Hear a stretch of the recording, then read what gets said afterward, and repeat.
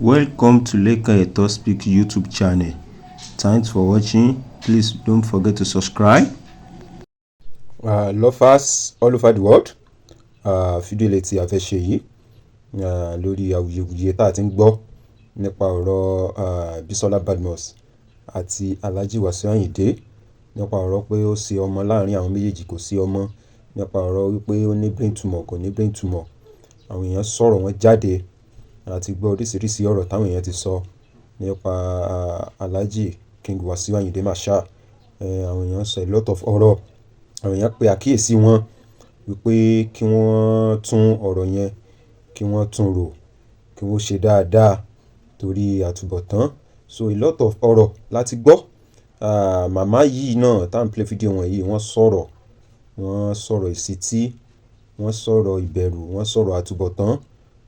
Wọ́n sọ̀rọ̀ wípé kí èèyàn rántí ọjọ́ tí èèyàn ó gbé apá téèyàn ò ní lè gbá apá mọ́. Wọ́n sọ̀rọ̀ wípé gbogbo nǹkan tí a bá ṣe lénìí, ọ̀rọ̀ ìtàn ni lọ́la. Wọ́n sọ̀rọ̀ wípé gbogbo nǹkan tá a bá gbélé ayé ṣe kò sí bá sì lè wù ká pẹ́ lórí òkè ìyẹ̀pẹ̀ tó, a jábọ̀ fún Ọlọ́run tó dá gbogbo wa.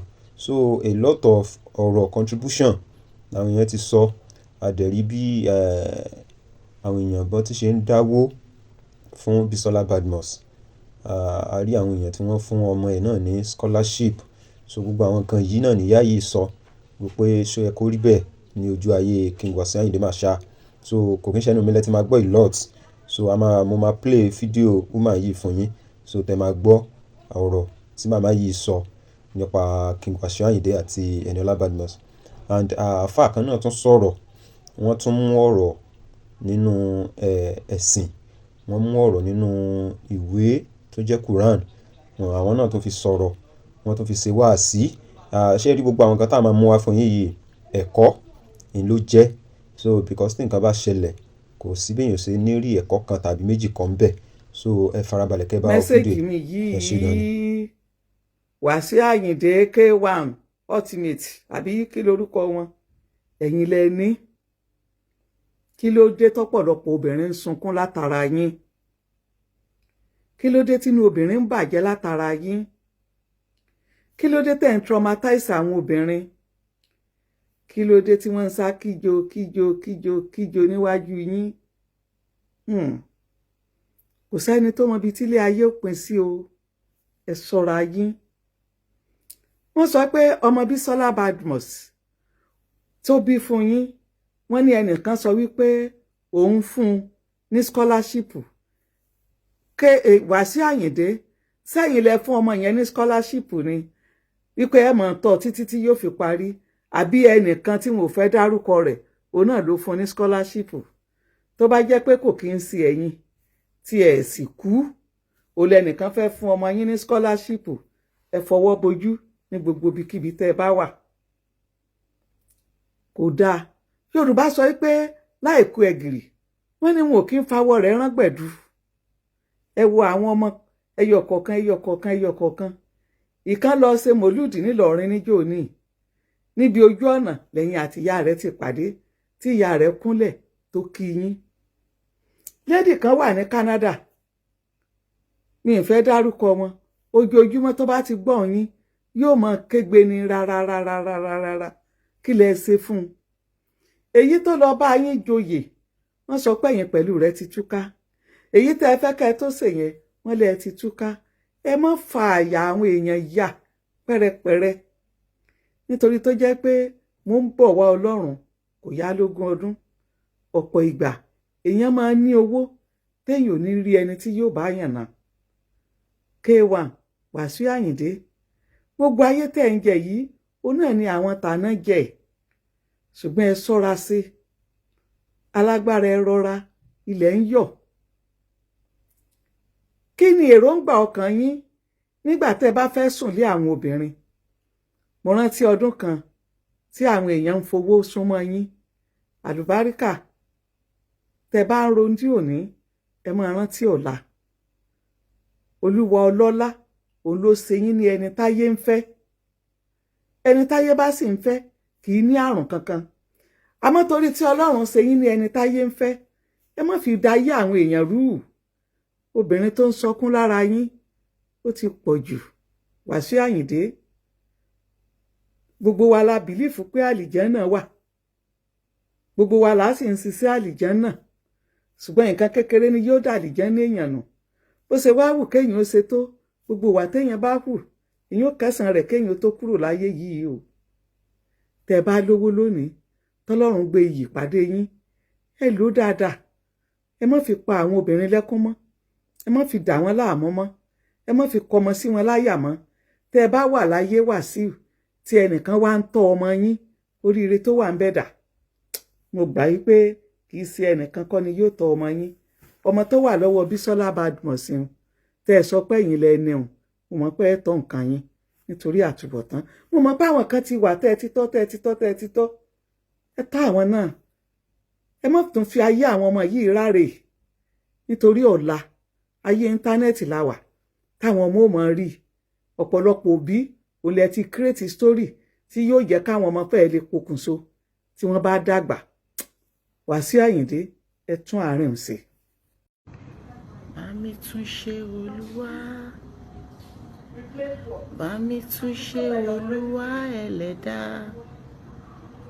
òórọ̀ mi ọ̀sán mi alẹ́ mi o, bámi tún ṣe Olúwa, ọ̀nà kì í dí mọ́jọ́ kó má la, ọ̀nà kì í dí mọ́jọ́ kó má la, gbogbo ọ̀nà mi táyé ti di o yóò là kedere. Assalamu alaikum wa rahmatullahi wa barakatuh. Lórí ọ̀rọ̀ Alhaji K1 the Ultimate Àyìndé Bísọ́lá Badmus, ẹ̀yin èèyàn kan máa ń dààmú ara yín ni. Àwọn ọmọ tẹ́ à ń so igi wọn, àwọn wàlárù sínà, ẹ kàn máa sọ̀rọ̀.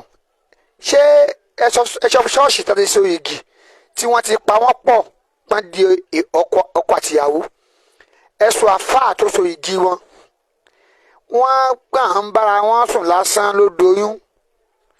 Kéèsì yẹn ọmọ yẹn fún àdéṣe ọmọ àlè ní nísìn nínú sẹ̀ríà Islam. Bọ̀ tí ìkàmọ́ ti wá báyìí, ẹ̀yin obìnrin gẹ̀ ní ojú tì, kéèsì tí yẹ kó máa dé orí afẹ́fẹ́, má bí ọ́ pé bọ́lá ti ṣe ibi rẹ̀ tí ó ìjọba yẹn kiri fẹ́ máa wí. Pàdé mi ló tẹ́ ìdí náà díẹ̀ kàpàdé ayé ló tẹ́ ẹ̀ sì ń bára yẹn sùn odò oyún náà. Ṣùgbọ́n Alhaji K1 ẹ̀mẹ́ ń sọ ẹ̀mẹ́ ń fẹ́ kì í lọ pẹ́ lọ ẹ máa ní àmúmọ́ra. Bí tẹ́ ẹ bá dé yìí ẹnu ń kò é púpọ̀ jù.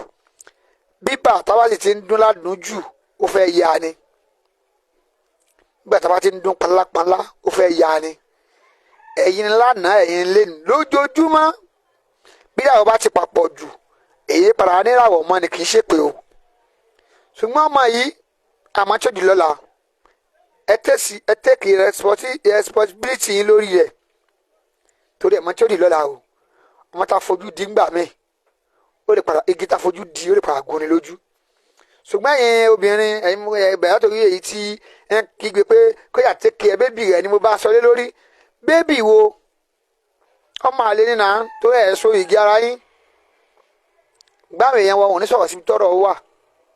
Àdámẹ́sẹ̀ ní kúrò hákọ̀ wà láwọ́ kádà mọ́ra àti wo àtàyìndé gbogbo méjì ẹ̀sẹ̀ sì náà ni. Pé wà nínú sẹ́yìn àyẹ̀ká ń rí ẹ̀yìn méjì ká sọ yín ló kò pa ni. Torí ìṣesì náà lẹ ṣe wà sí náà lẹ wù. Lásìkò yìí ní wọ́n ní ìsìlámù lè le báwọn. Ìsìlámù lè ṣẹ̀rí Ọlọ́run ta jìnnà sí gbogbo ẹ̀ fi ń dàrú àwa lè súnmọ́ padà kọ̀rọ̀ owó rí bá ti fẹ́. Mi ò láwọ̀ tí wọ́n ṣe o Alhaji Àyìndé ẹ lọ tẹ́kẹ̀ ọmọ tẹ́ bí fún yín ẹ̀yin tẹ́yìn náà ń yàn lè kí ẹ múra sí i bọ́ọ̀lù bá lọ àbò bọ̀. Assalamu alaikum warahmatullahi. Lovers all over the world, a lérò pé ẹ farabalẹ̀ wo fídíò láti ṣe bẹ̀rẹ̀ títí dé òpin. Ẹ jẹ́ ká mọ opinion tiyín nípa ọ̀rọ̀ tí màmá yìí tí wọ́n sọ. Ẹ jẹ́ kí a mọ ọgbọ́n ẹ̀kọ́ tí ẹ̀yin rí kọ́ nípa nǹkan tí màmá yìí sọ. And then àáfàá náà sọ̀rọ̀, wọ́n mú ọ̀rọ̀ nínú Al-Quran, wọ́n fi ṣe ìsítí, wọ́n fi sọ̀rọ̀, wọ́n fi ṣe wáàsí nípa bí Alhaji Wasiu Ayinde àti Bísọ́lá Badmus bí wọ́n ṣe jọ wà papọ̀ débi wípé ọmọ fi wọ̀ ọ́. So àwọn náà sọ̀rọ̀ nípa ìwòye àti bí ẹ̀sìn ṣe gbé kalẹ̀. So gbogbo nǹkan yìí náà ẹ̀kọ́ náà lèèyàn fi ń kọ́. Bẹ́ẹ̀ ni ẹ̀kọ́ ni. So ẹ jẹ́ ká mọ opinion tí yín lọ́dà comment section. So ẹ̀yin tẹ́ bá ṣe ń darapọ̀ mọ́ wa, tẹ́ ṣe ń darapọ̀ mọ́ channel, ẹ bá wa share, ẹ bá wa likes, ẹ dẹ̀ bá wa comment. So we love you all. Thanks for watching. I really appreciate yín o. Ẹ ṣé gan ni.